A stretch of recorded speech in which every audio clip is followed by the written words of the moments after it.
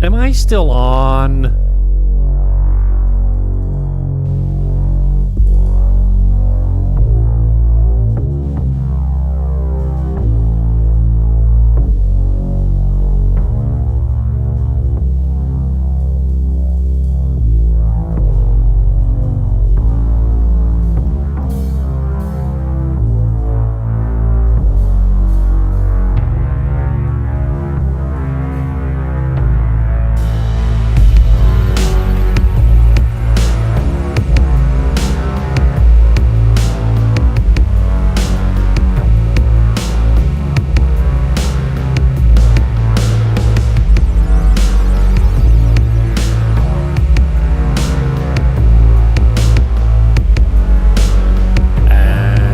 Here we go. Mario Crestman is my guest. I've been waiting for this one for a while. We've had him on before. We're talking everything Dominican real estate. Buckle up and welcome aboard.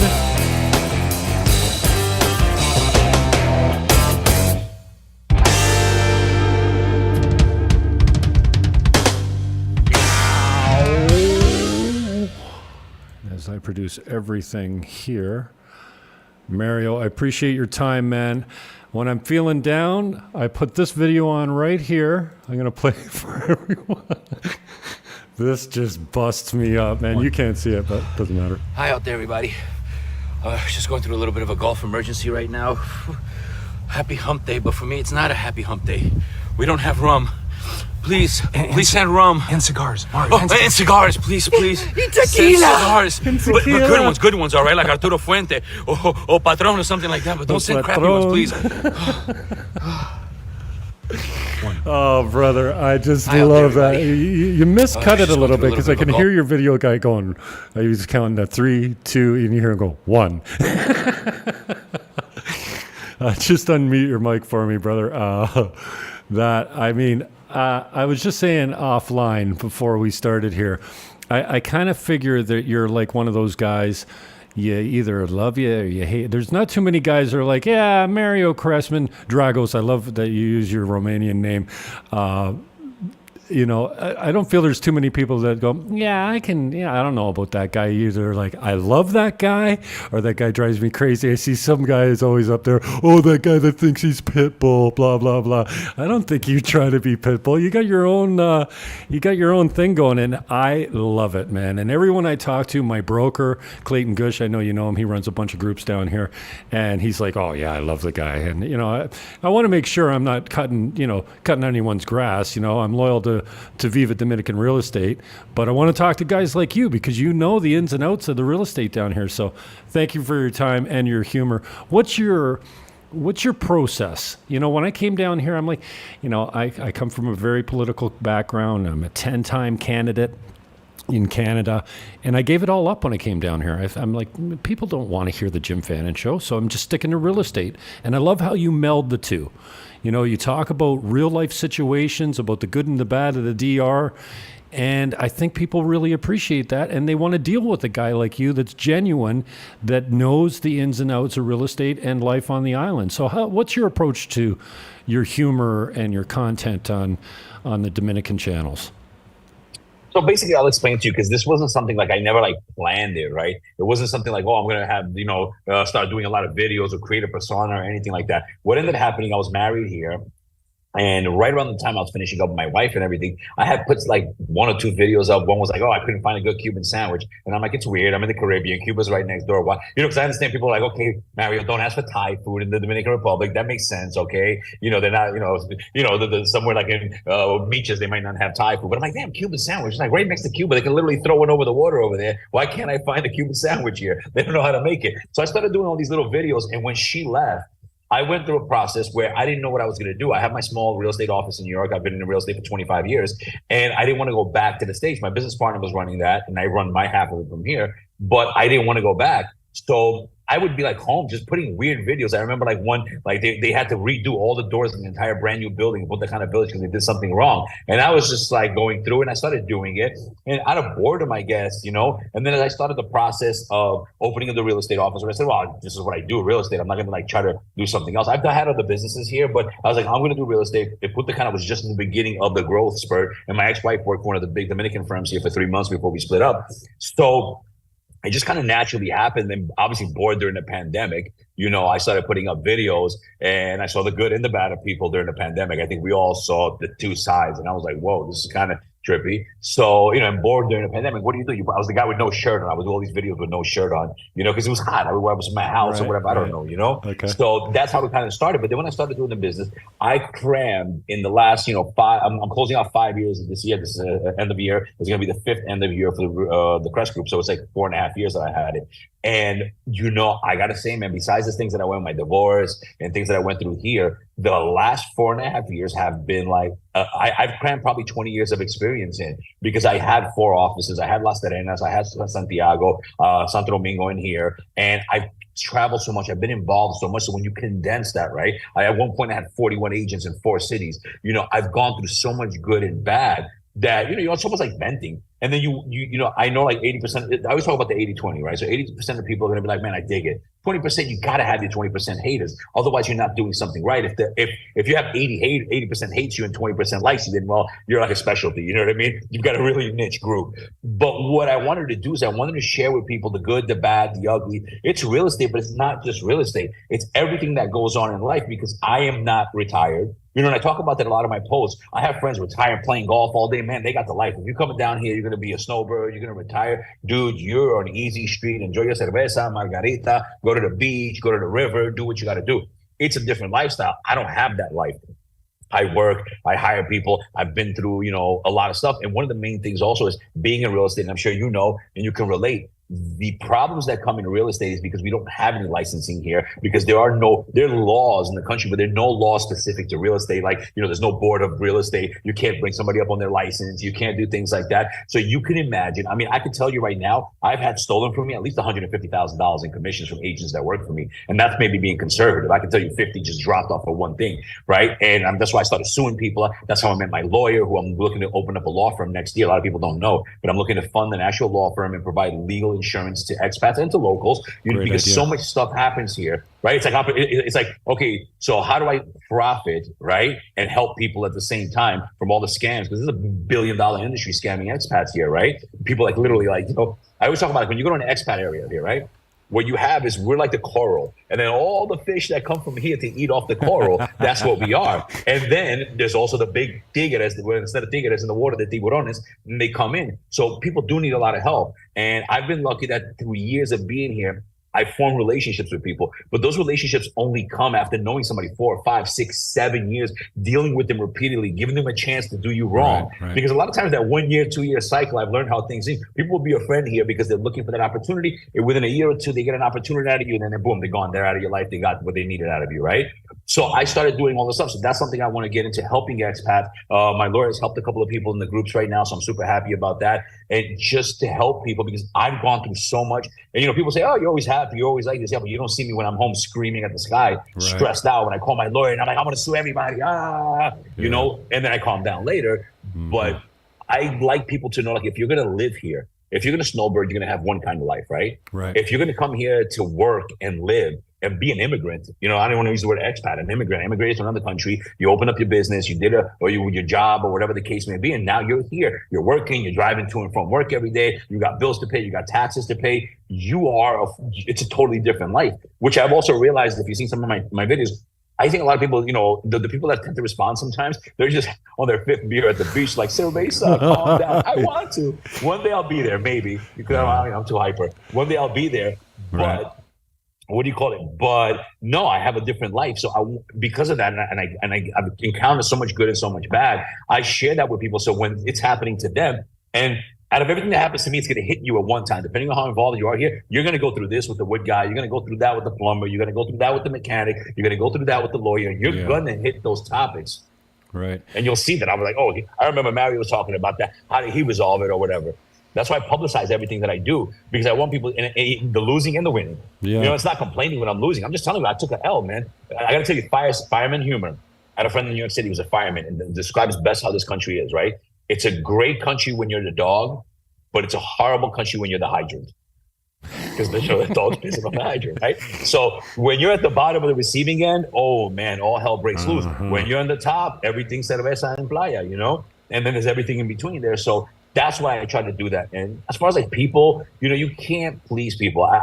And the reason I'm the way that I am is because I got PTSD from all the stuff that happened here. And that's like real talk, you know, all jokes aside. You know, you go through things, you're in a foreign country, you have to learn not only just the language, but the way people talk, their customs, the way they move. Because it's not just talk. People think it's just talking Spanish. No, when you come in, you break a joke, you walk in, the way your body moves, the way you're talking to people, the things you say, the jokes that only somebody that's been here 50, 100 years might understand. The joke from Trujillo days that you just said, or whatever the case may be. There's a lot of things that go into that. And you go through things, especially looking like me. I look like a Russian hitman. So there's no way I don't fit in. Like if a person comes in here and they may be, you know, they may look Hispanic, they may look black or whatever, they might fit in a little bit more, I think, right? But me, I'm like a spotlight out here. There's no way. And I'm flashy, you know, I wear jewelry, I have a nice car, I dress, you know, I'm a flashy guy, right? So I stand out everywhere I go. So I have to be the way that I am and give 0 Fs on everything, because I've got it all on me at all given times. So I have to just be like, y que lo que. You know what I mean? Like, because otherwise I'm going to be eaten up by everybody. You know what I love about this place? I mean, I love the natives, whether it's the Haitian culture or the Dominican culture, but I got culture shock down here, and it's not the Latina culture. It's the Russians and the Jews, and I've never met so many immigrants in all my life. I grew up in a white town, you know what I mean? And I had one black kid in my school all the way from kindergarten to grade 8. And so it's just where I grew up. But so I didn't have that culture. The only culture I was exposed to was in high school. My best friend was Colombian. And when I sat down at the kitchen table for dinner, I sat at the head of the table where the father would usually sit. I get the choice cuts of beef. And I was like the king. I was their family. And I'm like, what's all this? Like, I'm gringo. I'm a manja cake, what all my Italian friends used to call me. I grew up with a lot of Italian guys, went to Catholic school and stuff. But down here, I've got culture shock. And you talk about learning lessons. And it seems like my lessons, they're hard lessons. They're not soft lessons. Like, you know, simple things. Like, I'm fascinated by kids. I don't have any children. But I love the little ones, like 2 and 3 and 4 year olds, until they get an attitude and their teeth start coming in funny. I love the little ones, right? And they want iPhones. Yeah, and I call them little monkeys. Well, you don't call Dominicans little monkeys. That's not. And I learned that was a hard lesson for me, because the parents are looking at me. What are you doing calling my kid a little poco mono? So yeah, I really appreciate the culture shock down here, because it's just opened up my eyes to so many different cultures. I know you're born in Romania. I saw you got your citizenship in the States there the other day and proudly posted it. Did you have to go back to the States to claim it? Oh, so let me clear up that story, because maybe a lot of people didn't get what happened to me, right? So I'll tell you two parts of what you said. Okay. One, the difference between me is I grew up in Queens, New York City. So if you know the history of Queens, Queens is the most diverse place on the planet. If you are from a country that's 5 square kilometers in the middle of the desert somewhere, you've got a square block in Queens, New York City. So I grew up with Dominican culture. When I came here, to me, it was all like it was just an extension. Obviously, here it was like 100%. Like you're going from the pool into the ocean. Right, you know what I mean? Okay. But for me, I grew up with Colombians, Venezuelans, and I hung out mostly with Latinos. I was like the one white kid that hung out with all the Latinos. So that's the one thing so for me, that wasn't it. So I was already pre-prepared before coming here. And then when I got accustomed to going, I've been to Costa Rica by myself, Puerto Rico various times by myself. I used to go hang out there, just chill to San Juan. I had a place to stay with a friend of mine that I met on a trip, and he would lend me keys to an apartment he had. So I would just hang out in PR, like go around San Juan, go Ponce, whatever. Nice. So because of that, that's how I developed. Like, you know, for me, it was just much easier. Besides what I had to get used to here was everybody just looking at me. Because, you know, people don't realize, right? Like, I don't hang out with expats mostly. I do a lot of business with expats, but you barely see me like in the expat areas, the expat bars. I hang out with 97% Dominicans. So I had to get used to being like in Santo Domingo, Santiago, and here's this flashy white guy looking like a mom. So everybody's looking at me. You know, people here will look in your face. I don't know if you realize that. Like, people are just straight up like, oh, and you're at the car and everything. And you got to get used to that, right? Because, and then, so I walk in with a certain swag. So people like, you tell like, oh, he's super comfortable. The way you move, when I've learned this, like I did a shooting class in La Vega, right? And they explained about how a victim looks to a robber, right? Or to a perp, right? All right. And the way people don't realize the way you move, the way your body movement is, the way you carry yourself, it tells people if you're from here, if you're not from here, if you're comfortable here, if you're not comfortable here. So that's something I just naturally developed over time, right? So that was one of those things. Now, as far as learning how to say that, it's really weird because there's certain things here that are, like you said, you can't call a kid, hey, cute little monkey, but you can call somebody, oye, negra, negro. And that's a term of endearment or whatever. Right. So it is super, it's super, what do you call it? It takes time, especially if you're not a native Spanish speaker or you haven't heard people speaking Spanish throughout your life. You don't know what's socially acceptable and what's not. Mm-hmm. Tell us about your citizenship. So the wonderful Dominican Republic, El País de Maravillas, does not. So I was born in Romania, but I've been a citizen since '92, as I think it says the certificate, right? And I just never went to get my certificate of citizenship.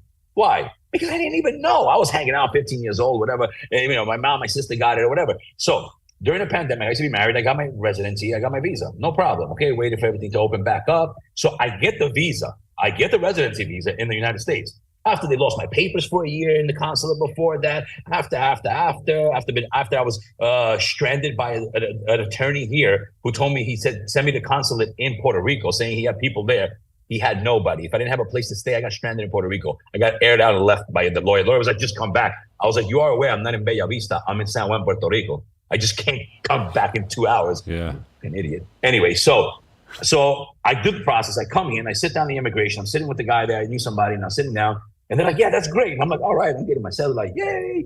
And he's like, and your certificate of naturalization. I was my what? And he goes, yeah, that paper that says that. I was like, I don't even. So I you mean my passport? No, not your passport. Right. I mean, I have a passport that says where I was born, and it says citizen. United States, America, baby. Pew, pew, pew. Bacon beer bullets. It says it right on top of it, right there. So I'm sitting there, and I call my mom, and I said, Ma, what is this guy talking about? What paper? She goes, what? You never went to get your paper? I said, you know about the paper? She goes, I know about the paper. I said, but I don't know about the paper because you didn't want to go get the paper. So anyway, so I call Homeland Security. I find all this stuff out. And Homeland Security says, yes, it's $1,166 for the paper. I said, And this was coming out of the pandemic, right? So I spent all my money saved, everything. I just launched the company. I didn't make $1, divorce, everything, I'm like, okay, this is escalated really quickly. And then basically they were like, you need an attorney. Otherwise you dot one I wrong or cross one T, you're done. So I hired an attorney. So $5,500. 2 years later, 2 years it took for the whole process. They asked me for they called and they asked me recently, like 3 months ago, they sent a letter, they wanted my marriage, my birth certificate in the United States, also my mother's and my father's, who are obviously divorced. Luckily, my mom had her 1974 Eastern Bloc marriage certificate under her bed with Jimmy Hoffa and JFK. They're all under her bed. She finds everything under her bed, by the way. You want to know what's missing? It's under the bed. She found, and nobody would have that. I thought I was done. That's it. And I finally got it. So I've been a citizen since like 92, but I got the certificate now. And I'm going to put that thing in gold and diamonds and everything because the stress that I went through with that paper, it was unbelievable. So that's what I went through with that. Yeah. Because here they don't recognize your passport. If you were born in a different country than where you have citizen, they don't recognize the passport as citizenship. Right. But you cannot have a passport unless you're a citizen of a country. 2 + 2 = 5. Okay, got it. So what's your legal status in Dominican Republic now? No, I did my paperwork. I'm just waiting for everything to come in. I'm just regular. I come in, I stay for under 90 days. And a lot of people like to argue in the groups. Your driver's license is good for 90 days. I actually have a video from when I got pulled over. If anybody wants to see it, I post it all the time, right? And I actually recorded him, and he said it, and I have lawyers. And I leave under 90 days because if you are, your visa's, so a couple things. Your visa's good for 30 days, but 90 days you have for driving. How do I know? Because I had an accident where it was $18,000 worth of damage on my Volvo, and they asked me for my passport because the amount was so high. They don't usually ask if it's like $5,000, $6,000, $7,000 for $18,900. They did, and I was over 30 days under 90. I leave the country every 90 days because of that, until I get my papers. I mean, I went through. Here's the thing: papers in the Dominican Republic, and I have the best lawyer. I recommend her all the time. I call her the Alpha and the Omega. Everybody's good for different things here. I'm not going to send you to an ear doctor if your toe hurts. Now, If you want to talk about residency, I found the Alpha and Omega through, again, getting stranded. All the things that I went through one of my high-end clients, I found her, and she's resolving everything for me right now, finally. So basically, I just got the paper. So basically, all that's, when it comes to paperwork, it's not always easy. Some people are very clear-cut here. I'm a rentista, I just got married, no problem. But when you're complicated like mine, where's the paper? Where's the this? Where's the that? You hear all the time. People just give up in the process because the lawyers screw them over. They don't do the paperwork right. So basically, you're allowed to stay here as long as you want. You pay the overstay. I know people talked about the extension. I'm not a fan of it. You still have to pay the overstay, so you're technically still overstaying. And all I care about is the insurance with the car. Because if you have an accident, if somebody gets hurt, somebody gets killed, and you're over 90 days, you're up the creek without a paddle. You know what I mean? So I don't recommend that. I tell people, hop to Puerto Rico for a day, go wherever, so you can maintain your license legally. And now I just have to get that. The irony of it is I'm going back in November right now to Panama to get my permanent residency. And I have my temporary. So you go to, it's a Dominican thing because you go to other countries in Latam and it's like, whoop, done, resolved, in and out, no problem. Here it's like, So we also need the right thumbnail of an Alaskan bear that's above the 19th but below the 20th parallel and has to have a name by Simon the Bear. And you have 12 hours to get it. You know what I mean? They invent these things. And if not, then we have to have all new requirements for you after this. So in other places, I'm getting experience there. I go to Colombia a lot. I'm going twice to Colombia. I'm going twice to Panama in the next 3 months. So I'm also getting experience in other parts of Latam because I know a lot of people complain, don't compare it to Canada. Don't compare things here to the United States. Okay, I like that. Let's compare it to other Latin American countries. I think that's fair, right? In real estate, anything, pricing, whatever we're talking about, I tend now to compare it to that. I compare it to major Latam places. Awesome. Before we get into real estate, tell me about your intro, man. I had to get it translated from a local Dominican, and she's like, "Well, no, he's white, but he's not a bank." But I can't say it, and I try. Once I have it on film here, I will reproduce it because I'm sending you a lot of business and a lot of traffic on social media just because you've got. I call you a machine gun of knowledge, and I'm mostly interested in the real estate knowledge, obviously, because you got experience here, and I've got 30 years in Canada. And it's nothing like North America. Like I still have a license in North America and Canada. I'm still a realtor and probably will be for the rest of my life. But down here, like you said, there's no regulations. There's very little laws. There's a whole different set of morals and ethics. But you know what? The hard times that I've had down here have always been from expats. The Dominicans don't give me a hard time. The Haitians treat me like gold.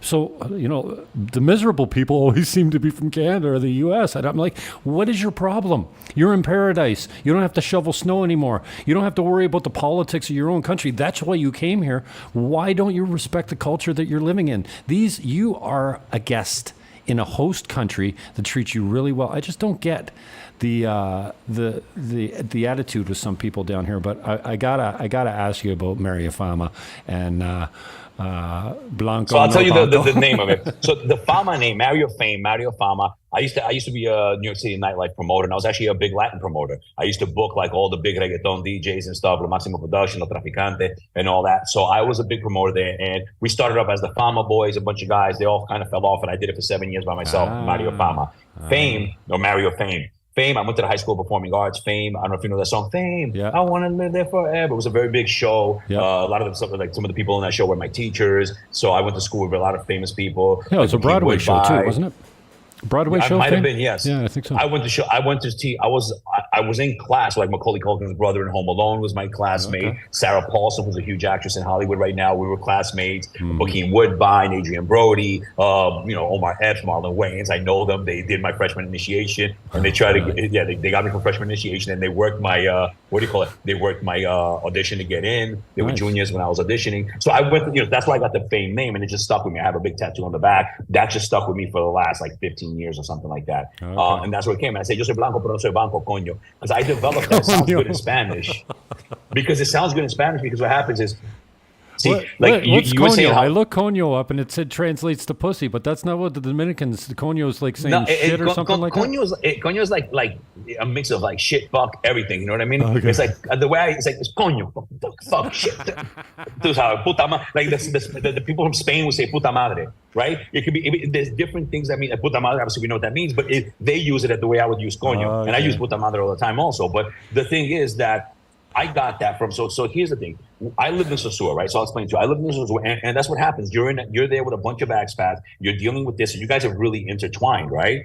My experience has been actually completely different. Mine, I'm in Santiago, I'm in Santo Domingo. Most of the time when you see me, I'm 95% of the time with Dominicans, right?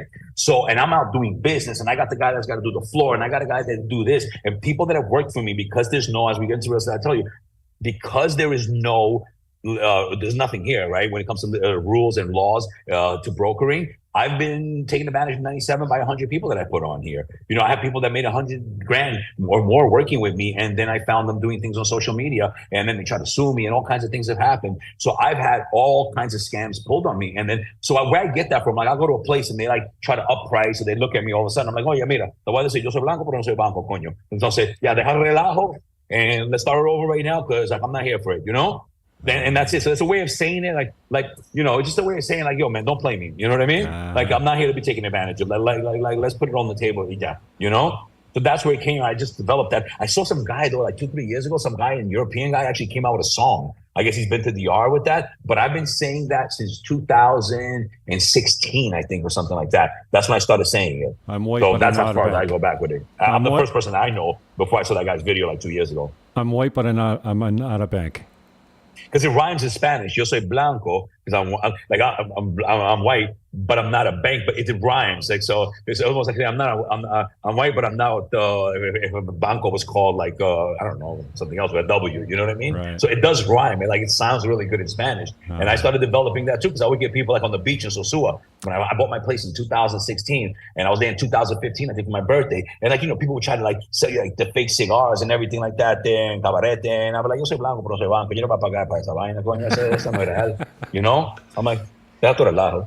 You know? So it just kind of just started from that, you know? And yeah, that's where it developed. But yeah, and my experience has been when I've been screwed over by people left and right because most of my interactions are not in the expat community besides selling real estate to expats. And obviously I see them if I go to Bávaro or whatever. And I have friends that are expats here that I play golf with, that you see me with and everything like that. But if you see me my Monday through Friday outside of my office, most of the people, everything that I'm dealing with is locals. Santo Domingo, I'm on the weekends or whenever. You know, I've lived in Santiago, which I love. You know, and that's most of my interaction. I actually don't know much about how expats interact with each other because it's very rare, unless it's somebody that works with me or a client, that I would deal with them. Tell me about your knowledge of the political climate here, and I know you're knowledgeable about the North Coast as well. So you obviously specialize in Punta Cana, and we've got some links up on the show description of projects that you're working on. But I appreciate your insight into the political climate and anything, your feelings about the North Coast. I know the presidents from the North Coast, that usually bodes well for the hometowns like Sosua and Cabarete as far as infrastructure goes, but just touch us up on your political knowledge a little bit. Right. So basically, I mean, what's going on now we're going into an election year, right? So election years here tend to be prosperous years. Most of the time, there's a lot of money thrown into the streets. They fund the campaigns. There's money being thrown everywhere. So it should be a much better year. And I'm sure you know this year's been very slow compared to the last couple of years coming out of COVID, and maybe even another year going into COVID. It's a steady real estate market right now. I tell people it's steady. And I'll explain to you what I think is happening. After I tell you the political part, I'll tell you about that. But I mean, the politics here I feel are permanently going to be good and solid. Why? Number one, anybody knows the United States gives billions of dollars, trillions of dollars, I don't even know, more money than whatever, to this country. So it's in their interest that they keep political stability because they're such an ally, a trading partner. I mean, in New York City, there are more Dominicans than Santiago, right? So if they have politicians, I don't know if you know that in the Dominican, like in New York City, there are like councilmen and there are tons of politicians, police officers that were born in the Dominican Republic but represent their community there. We don't see that in this country. I don't know if we're allowed to or whatever, but I haven't seen anybody yet have the guts to do that, right? So like here, you don't have an expat regidor or algo así, but there, yeah, that's very common. So we're politically tied to New York City and to the United States. the interests that be in the families that run this country is run by like 10 families or something like that. The people that run this country in conjunction with the US government and everybody else is not going to allow this country to destabilize. So that's just not going to happen. You know, the usual Latin American politics, that's another story, and that's a much deeper subject, right? But when it comes to that, it's not going to happen. What's going on with Haiti right now? Haiti's been an ongoing problem. I think it's always going to be hot, cold, hot, or hot and warm, maybe, right? Hot, warm, hot, warm, hot, warm. You know, they closed off they closed off the border or whatever, but we can't deny, if you live in a zone where they're doing a lot of construction, you can't deny who's doing the construction. So how long can you close it off before you need their labor to do stuff? Right. Yeah, I saw an article that eggs that are being exported, something like 20% of the eggs in the Dominican Republic are exported to Haiti. Those are starting to rot right now in warehouses. So the egg guys are starting to put pressure on the government to open back up because they're not being able to do business. So these are just temporary things that are going on because of Haiti's problem. I don't take sides. I don't get involved in it. This has been going on for a very long time. I could understand both sides of it. And, you know, the country here too, they have a lot of Haitians that come here to work here, right? Whether it's legally or illegally. Same thing, like this, you know, the people from here have also, gone and done that in the States. So it's all over the world, right? This guy from this country works illegally here, that guy from there. It's a chain of reaction from the entire world. But they kind of coexist together. They need each other to coexist. But also this country has allocated a lot of resources to illegal Haitians that have been here. So it's, you know, it's a very complicated thing. It's not like, oh, it's just this and that's it. You know, so I understand they have to do what they have to do. And they're asking for the international support because they don't want Haiti falling just on their lap. And rightfully so, even though they're right next door. I mean, you know, they've done what they've done and whatever the case may be, helping them and stuff. How much can you help too when you got to do your thing, you know, and you got to manage your own people. But I don't think that's something more of a front, on the border. You know, they're going to have their little clashes. They'll have the little issues on the border, but I don't think that's going to have, I'm zero, you know, again, if you were an egg farmer right now, then it might affect you. If you were in some kind of business here, like in Santiago, you're a farmer and you're exporting X amount of percent of your product to Haiti, yes, you're going to suffer from that. But generally, like politically or the country itself, no, I never even think about that. And I've seen it happen. If you've been here long enough, you've heard it get hot, cold. They send military there, then everything's fine. Then the next year again, you know what I mean? And also, you got to remember, we're going into, just like the States, just like Canada, just like everywhere else, we're going into an election year. So when we go into an election year, you know, everything's going to get magnified. Issues are going to be created. Issues are going to be solved. Look at me, I fixed this problem. That's just general everywhere in the world, I think. You know what I mean? So if I'm desensitized, but coming from New York and coming from the States, I'm so desensitized that I'm just like, all right, whatever, man. Where are we going to grab a drink? You know, how's that? Are we selling an apartment today or not? You know? Yeah, it seems like the current political climate, what's making the news is the irrigation out of the river that goes through Haiti and comes back into Dominican, and the Haitians seem to be thinking that they can build a canal and irrigate their farms and whatnot off it. And the Dominicans are obviously, I think that's what the border skirmish is about now, isn't it? That's what this one is about right now. And then one guy on that side is siding with the Dominican government. Somebody else is saying something else or whatever. One way or another, they're going to resolve it. Everything, you know, here, I don't know if you like, in the time you've been here, right? I don't know if you've noticed it. They call it sometimes La Vuelta. Right? La vuelta, you know, if you know what it means, like, it's the spin, right? I always say, I have a joke, and I say this in Spanish to people when I'm joking around, when they're like messing around with me and they're giving me the run around, right? The run around. That's the best way I can explain what I mean. There's always la vuelta here. There's always something that gets really hot. It's really como for the moment. Oh my God. And then later on, you just hear nothing about it and everybody moves on. Right. And it just kind of like never happened. I don't know if you've noticed that. It happens a lot. It happens a lot also with like famous people. If they get in trouble, something happens. Oh my God, this guy's in the news. He said this, he did that. And like 6 months later, nobody even remembers that it happened. Está no la vuelta. I don't have time to answer all the comments coming in, but Tu Primo is chirping quite a lot here. He's got good information. You probably know him. Before we talk about the North Coast, just touch me up a little bit more on the U.S. dollar. You know, if you have a fear that the fiat currency is going to die, and, you know, I don't get too deep into that, and I don't understand the economics of the fiat, but there's a lot of pressure being put on the U.S. dollar. They send a lot of aid to the Dominican Republic. If the dollar crashes, what happens to DR in your mind? I don't know. I mean, that, you know, it's sometimes we can just say we don't know. I don't think the dollar's going to crash. Like I said, I don't see it happening. I mean, we fluctuated, you know, from the low 50s to the high 50s ever since I've been here, right? You know, like living here full, you know what I mean? Right. So I don't, you know, look, the whole world can crash tomorrow, right?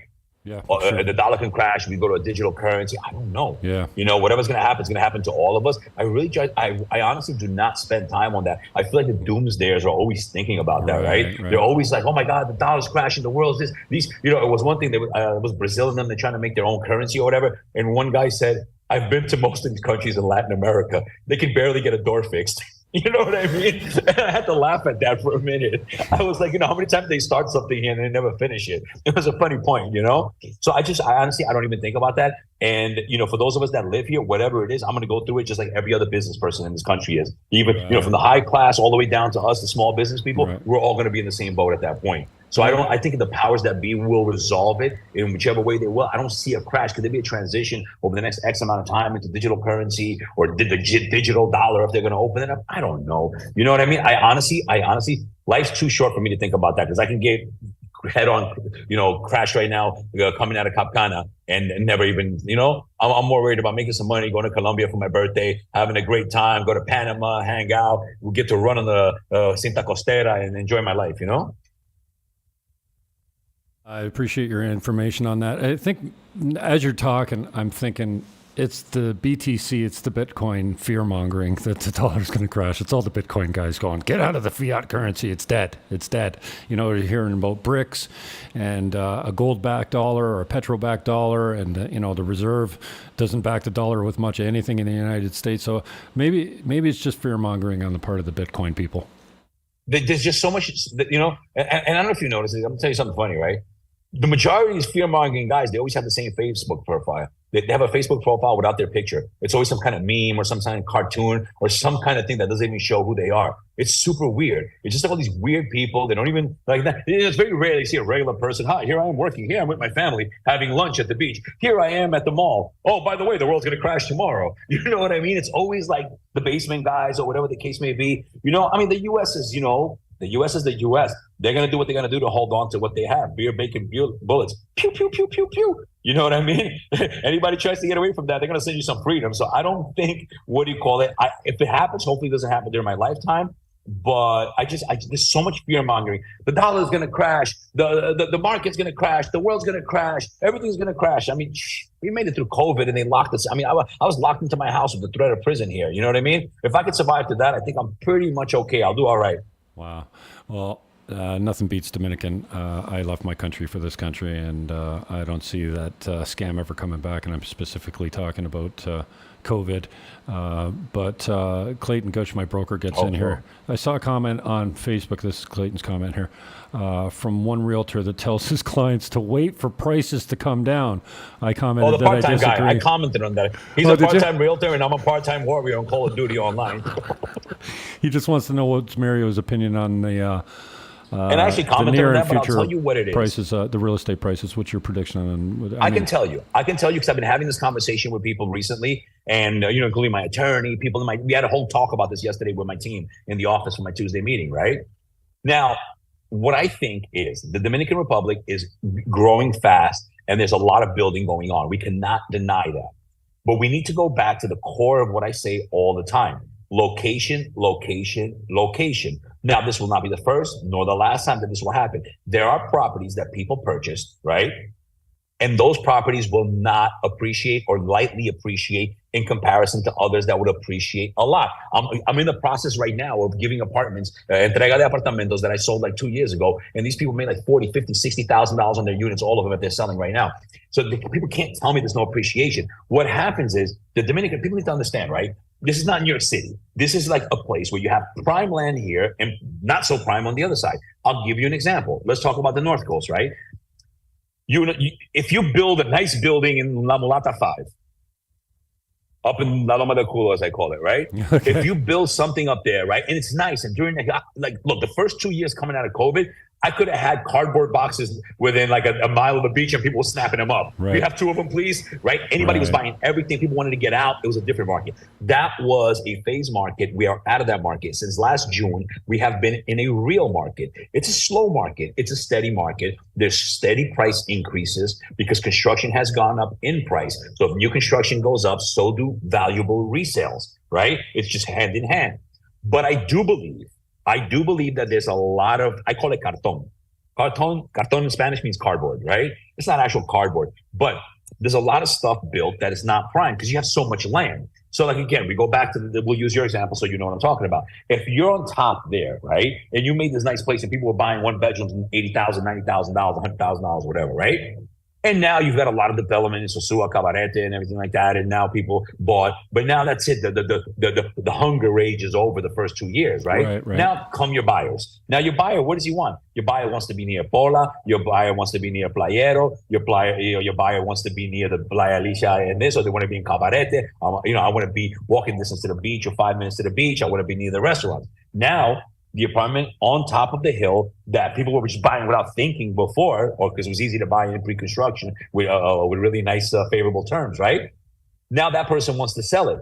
Where's your market for people that want to be 4 kilometers, 5 kilometers up a winding road in the hills from the beach? And that's a valid question, right? You bought it for your own personal reason, but how many people out of the 100 people that are looking, 100% of people that are looking to buy right now at any given time, right? How many of those people want your property? I've seen this happen in Punta Cana. People bought property. I talk to them sometimes before they're buying it. Like they're using other brokers and they'll run into me and they'll say something. And I'm like, I don't get involved much. If you have your own broker, you're on your, I don't like to talk. I don't do somebody else's job for them, right? But I've seen people buy stuff and they bought it like in the middle of nowhere on the other side of the highway in the woods where there was nothing but like tarantulas and lizards before. And now they bought a house there thinking that was going to go up in value. When you're developing, there does get a point based on the amount of people that comes into X area, right? And the amount of construction there. If the construction is almost like it goes on is more than the people that are coming in, what's going to happen? The stuff that's choice is going to be worth more, right? It's going to go up, and everybody's going to want the choice stuff, right? And then you're going to have a whole bunch of other stuff that's not near the beach, not near everything, that people are going to be like, yeah, but I don't want to be there. Forget about the first 2 years when everybody was buying like crazy because, developers, everybody's doing their job selling anywhere in the world. You can't just say it's in the Dominican Republic. Anywhere you go, a salesperson's job is to sell X product, right? Amen. What do I sell? I sell things near the beach and walking distance to the beach and access. So when it comes to that, when we're talking about beach towns, because I'll tell you a different zone for Santiago, Santo Domingo. But if we're talking about beach towns, you want to buy, whether it's resale or new construction, in a prime area because the value there will go up. There's value. But if you bought something that's 7 kilometers away from the beach, that takes you 30 minutes with traffic to get to the beach, what do you expect at that moment, though? Does that make sense? It's like, you didn't buy prime, right? It's the same thing. If you bought an apartment in New York City and you bought it out in Fresh Meadows, far away, where you got to take a bus, 40-minute bus to the train and then an hour train into New York City, you can't expect that property to go up as if you bought in Sunnyside, Queens, where you can literally see the skyline and the bridge that takes you right over to Manhattan. Okay. That's common sense. Mm-hmm. And I think people forget that. I have friends that came down here over the weekend, one of my agents, and I said, listen, buddy, I'm not going to show you stuff. And I don't recommend that you buy stuff that's on the other side of the highway. That's my personal opinion. If your budget is only for that and you want to crash pad here, then that's a different conversation. Look, Mario, I only have $80,000. What can I get? I just want to crash pad. I want to be in the Punta Cana area. I don't mind driving, whatever, to the beach. I just want to be in the area. And your budget is $80,000. Well, then that's a different story. But if you're going to spend X amount of money, and X amount of money can buy you a place here or prime, right? I mean, it's common sense. So people say, oh, things don't go up in value. Yeah, but you bought in an area that was nothing before. And now after all the sales that happen here, who's going to want to stay in your apartment for Airbnb when everybody wants to be by the beach? Why would somebody pay $60, $70 a night to be in La Mulata 5 when somebody could pay $70 to be by Crisante or by near Playa Alicia or in Cabarete, walking right to the beach and to the market and to everything else? And two Primo is backing up what you said here. Still plenty of coastline undeveloped, lots of opportunity for the future untapped. Well, Mr. Primo, so he doesn't live here. I know who he is because he liked somebody else's comment. And then after I broke it down, because it was an ignorant comment, it was actually ignorant, giving the middle finger to people, leave it, get out of the country. Yeah, I'm not a fan of those, what do you call it? If your wife got you pissed off one time, throw her out. Okay, well, no. What do you call it?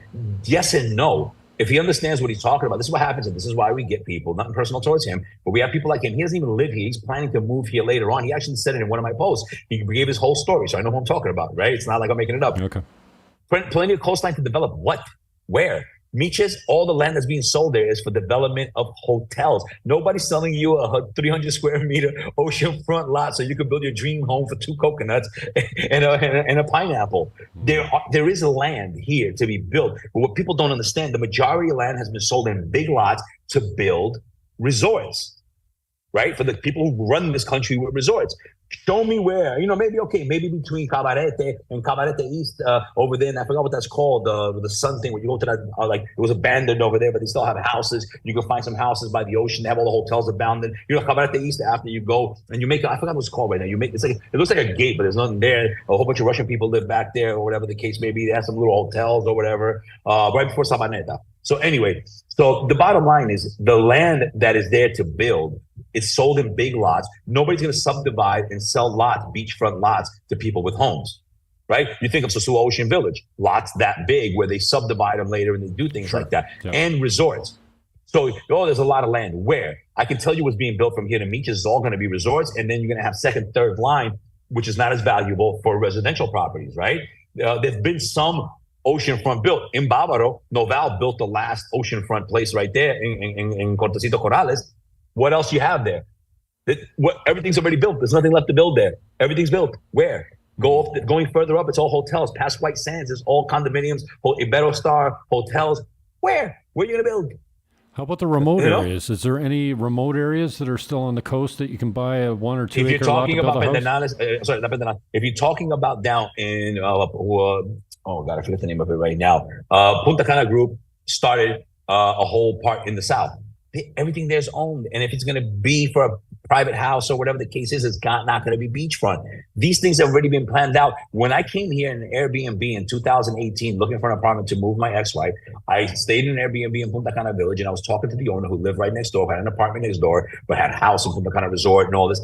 These people bought the land in Miches. They bought this land 20, 30 years ago waiting for this. The founders of this country have been waiting for this. This is their country. This is their land. They bought stuff already waiting for development. So what do you think? Some gringo is going to come off the plane and say, I want 500 square meters oceanfront somewhere remote. I'm not saying there might not be a lot. I've seen in Cabarete, there's like some like lots in Cabarete East or whatever. But that's one here, one there. You're not just going to be like, oh yeah, let's all look at in the south and the Nales, or let's all look here. There's plenty of stuff over here. You'll find some in like little villages, but then you're going to buy a piece of land in the oceanfront and what do you call that? By Nagua or somewhere in the middle of nowhere, one of those little villages where you make the turn over there after the big building, and you'll see some like little shacks on the water, right? I mean, if you want to move on a shack next to the water and build a house, go for it. But that's not like sustainable for the majority of the people here, for 99.9% of the people that are moving here. So there's plenty to build. No, these people don't know what they're talking about. Look, you're in Sosua Cabarete, right? Yeah. Where could you? Sorry, I gotta deny because people keep calling me. Where can you go right now in Sosua Cabarete right now and just say, hey, I got a bunch of friends that want nice affordable beachfront lots to build their houses. Let's go. It's all big stuff, 50 million plus. Yep. So people that's the problem. A lot of times people that don't know comment because they've read something online and they've seen it. But those of us that live every day here and those of us that are in the business, we know. And contrary to most people's belief, if you know who you're dealing with, I have no reason to lie to somebody. People come to me, they want to buy something, they want to do something. I'm like, look, man, this is that. You decide. I don't push people. I just tell them if you have a budget that allows you to move into prime real estate, do that. If you want something else for a different reason, then that's fine. But my job is and I never talk people into buying in the Dominican Republic. I have people come to me, why should I buy there and not Mexico? Seriously? Well, I have my own opinions if you want to know my opinion, but I would never be like, nah, man, don't buy in Mexico. You got to come here, man. Come on. Like, that's stupid. No, once you decide you want to buy here, come talk to me and I'll help you. But I'm not here to convince you. If you like Mexico, oye, se gusta la cultura de México, güey, ¿qué onda, carnal? You want to hear go for it, papá, go have your best life. Yeah, go have your best life in Mexico, Costa Rica, Panama, donde sea, Colombia, dale. What's your advice for a gringo like me to pick up the language quicker? Stop being around expats. Yeah. Force yourself to talk. No, seriously, watch TV. Like, even if I'm with a girl watching TV, it's all in Spanish. Like, even the movies on Netflix, she has it in Spanish. Everything I do is in Spanish. Besides me talking to people for work here, my real estate stuff, my personal life is 97% in Spanish. I read in Spanish, I talk in Spanish, I speak to people in Spanish, my music, everything. So the thing is, when you have no other choice, you learn, right? And you learn the dialects, because it's learning the language, but then learning how to speak like the people of the country. Because I'll give you an example. When I go to Colombia, I have to adjust how I talk. I do my best unless I'm drinking, and then it just comes out. I can't help it. But I try to be like, okay, más pues, bien o no, instead of like, hey, dime. If I say dime, they're gonna be like, oh, this guy's Dominican. They know right off the bat. They're like, you're from DR? Like, they'll know how I talk. So even though I'm speaking Spanish, they know I have nothing to do with there. I mean, but the way I look is the way I look. I can't hide that. But if I go, like, when I go to Colombia and I see somebody, I'm like, ¿qué más pues? Like, I wouldn't say, oh, dime, y tú? Like, I'd be like, hey, ¿cómo tú estás? Like, I would say that to somebody. But there, no, bien or no. And it doesn't make sense if you don't know. Bien or no is like good or no. But you're basically saying how you're doing. But like, bien or no. You know, so I try to, even the way I speak Spanish, porque si yo hablo español en Colombia, es que no se habla un poquito diferente porque la gente se va a dar cuenta de una vez que yo soy de República Dominicana. So if you see I change a little bit how I talk, I'm trying to fit in. So not only important to learn the language, I think, but it's to learn the local dialect. So people, like I told you, the way you talk and the way you move, people are like, he's from here. Right. Because if you come in and like, I know people that speak very good Spanish, but they can't lose their accent. Like, you'll see that a lot. Like, if Russian people speak Spanish, puede hablar español perfecto, pero nunca va a quitar el acento de ruso. Así es, todos hablan. And dice, la gente sabe que son de Rusia. Right? It trips you up, but they know right off the bat. Right, yeah. Yeah, that's wild. I mean, I always say I don't hear Spanish accents because I don't know the language well enough, you know, so I don't, you know, Russian accent's the same to me as anything else. But yeah, the way you just put it's pretty obvious. Awesome. I've learned to pick it up. I can't tell Chilean. I can't tell, well, Cuban I can tell because they're always arguing. Oh, they're like that. But like some accents are hard for me to peg. Like if they're Colombian from the costa, because the costeños, they talk different, like Barranquilla and Cartagena, they almost sound like Puerto Rican, kind of a little bit, because the coast has a different dialect. Paisas, you can tell right off the bat, because they're like crying and singing when they're talking. Rolos from Bogota speak differently. Panama's also hard. I go to Panama a lot, but I find they just have like proper, because I'm not in the hood there, so I just feel like they speak like Spanish.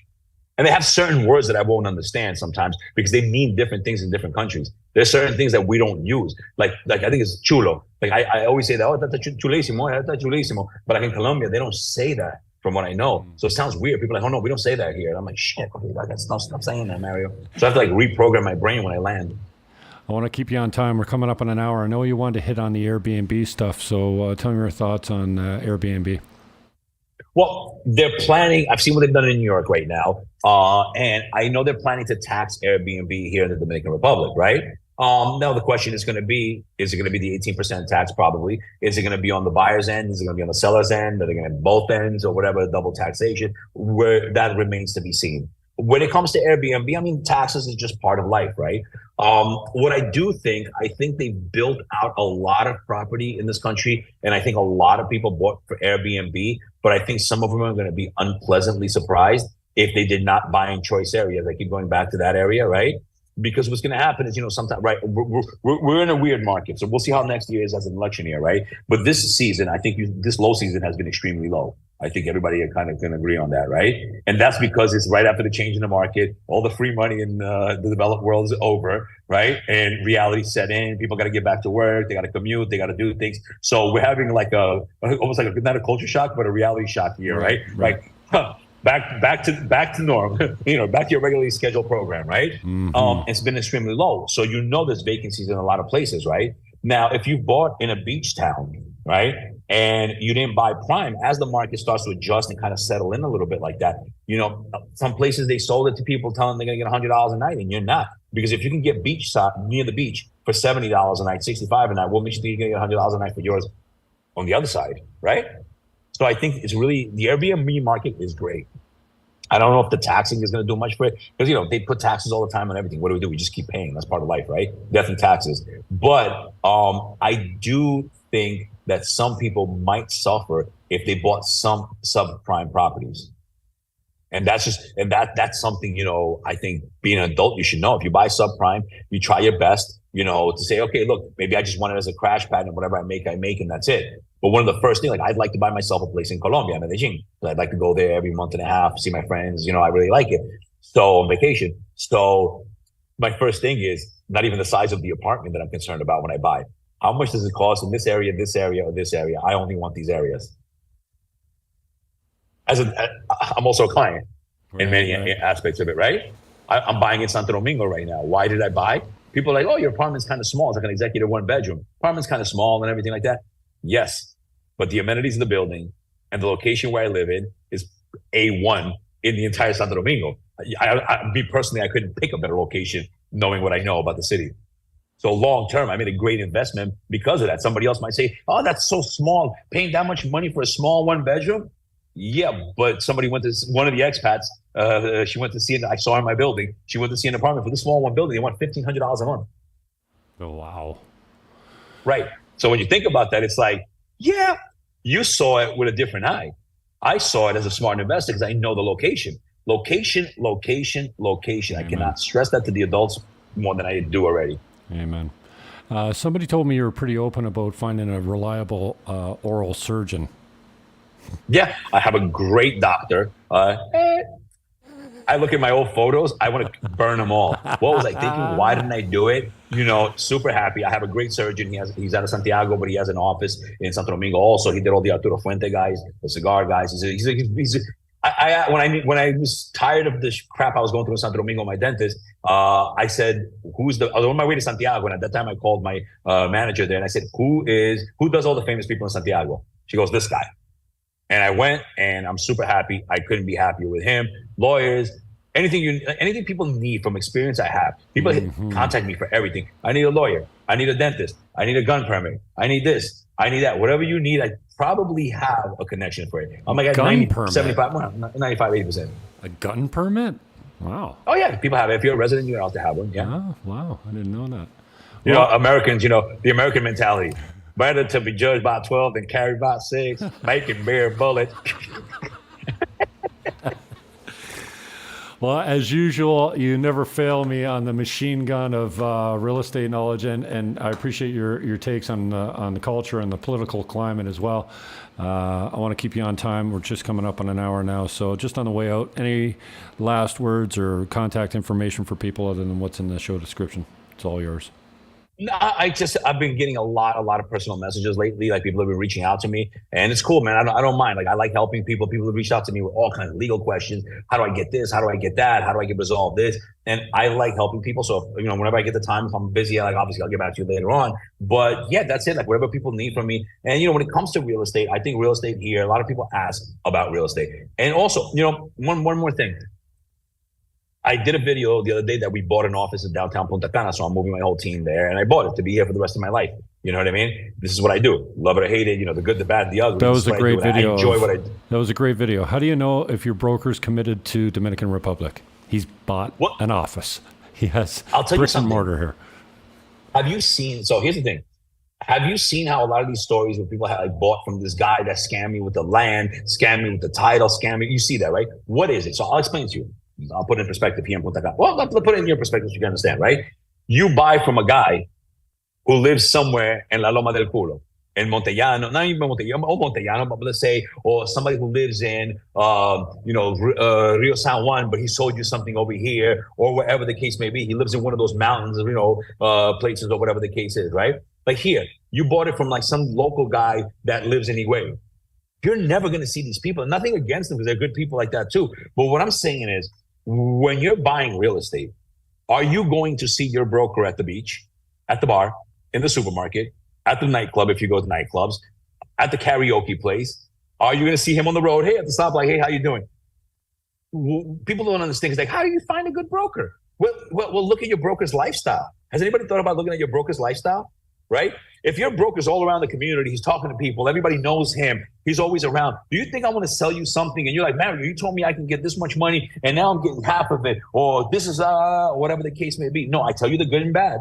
I have people that come in, I want to be in this place. Look, man, it's a great place, but the overhead here is going to be a lot more. This is what you get for the overhead, but I want to let you know all the overhead that's different than the other place. So that happened to me with a client that reached out from Facebook. I gave him 2 different options that he asked me about. I said, look, this is great, but the overhead is going to cost you X amount more a month for the rest of your life. Is this place worth it for you? If not, let's look at the other place, right? You're going to see me here. If your broker is not committed to the community, he just comes in and out of the community to make money. He doesn't care. He's at his own bar with his own people and his own thing. And you're not me. You see me in the village. You see me in Blue Mall. You see me in Juma. I'm everywhere. Yeah. I'm always on the move. It's so much easier to sell to people where you live and where you reside, right? Like, I mean, in Caribe Campo, I have no problem. People expect me to have the knowledge and the inventory, and they expect to see me around. So, you know, if I don't want to be hiding from my clients, you know, and I mean, I've done this for 30 years. I've never been fired. I fired a few buyers myself because I couldn't deal with them. Never been fired from a listing contract. But yeah, it's so much easier. And that's why I'm really high in this one place in particular, Teresa Tropimar, because I'm here. Yeah, it's a 15-minute walk to the beach, but it's quiet, it's secure, you got a decent expat community, and it's undervalued. It's kind of like Niagara was, where I come from, until before Toronto found out about them. And then everyone from Toronto moved down there and the prices went through the roof. They'll hold a lot of that margin, even if the worldwide real estate market collapses. Niagara and St. Catharines specifically will hold a great deal of that margin because now they're not a secret anymore. Yeah, I kind of think of Teresa Tropimar and Caribe Campo similar. Everything that's sold in here has been ugly and dated. It's 30 years old. It's got great grounds. It's got a good expat community, but everything that's sold in here has been, and as people start to renovate them and resell them, you're gonna hold on to a lot of that margin. So yeah, it's easy to sell where you're living because you're going to see your clients every day. And I'll tell you another thing. I was thinking about this the other day, and I'm glad that we brought this up, right? People, the trolls in the groups, there's no value in buying real estate in the Dominican Republic. Well, let me give you guys a little pointer. Not only am I a real estate broker, but I'm also a buyer. So do you know how much so I bought my office, and I'll be 100% transparent with you guys, right? I bought my office for $81,000 US in gray, right? 81,000. Do you know how much they're renting? I saw the guys, brokers advertising for rent in my building. People have bought that are renting it out. Do you know how much they're asking for my office? How much? $1,300 US a month, because it is in the prime downtown area. There's my building. There's one more building going up there for offices, and that's it, right? The rest is all residential, right? So I would, to move into this place, I'll be paying 13. It would go up over the next couple of years because I'm right in the middle of downtown, right by Cocobongo, the heart of Punta Cana, right? And I bought it in Vista Cana, which is not as prime as mine. I saw offices that were a little smaller than mine asking 107 right now. Wow. So me holding on, this property is going to be worth 140, 150, right? Because once they build, there's another nice big building that's going up of offices. But once those two are built, that's it. Right. And that's prime downtown. Everything else is beach, small streets, small plazas. There's nothing like this, right? So if you understand Punta Cana Village, office space in Punta Cana Village has been doing this the entire time because it's a prime it's an alternate prime area for different people, right? So at the end of the day, I would be stuck paying $1,300 plus utilities for everything the rest of my life and more every single year to do business here. But I decided to invest $81,000, and I'll be working rent free for the rest of my natural life here in Punta Cana. With a great opportunity, there's no value. With great opportunity to increase your equity year over year. And you know what? I have equity. When you come from the North American mindset, you're thinking, he bought an office for $80,000. You're like, that's $250 at home. At least to start. Correct. And with no mortgages, no finance opportunities or anything in Canada, you can't get, well, it's tricky to get the commercial mortgages, but you shouldn't need a mortgage if you're buying commercial property anyway. But good for you, brother. I'm proud of you. And I love having you on. I appreciate the time that you lend to me. And I know my viewers are highly entertained by you. And like I said, you're a machine gun of knowledge, not just real estate knowledge, but, cultural knowledge as well. So thank you for your time, brother. Appreciate it. My pleasure. All right, bro. We'll Thank talk you, soon brother. again. Talk to you soon. All right. Peace. Have a good one. Bye.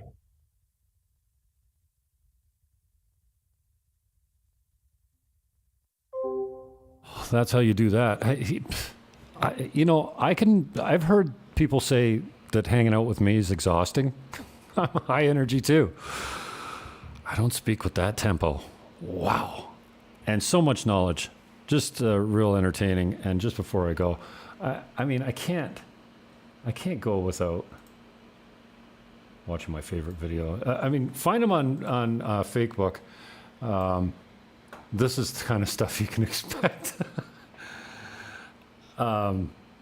Hilarious. I got a lot of time for this guy. So peace, love, hug your neighbor, and whatever you do, do not comply. Never kneel, and buy Dominican real estate. I'm out.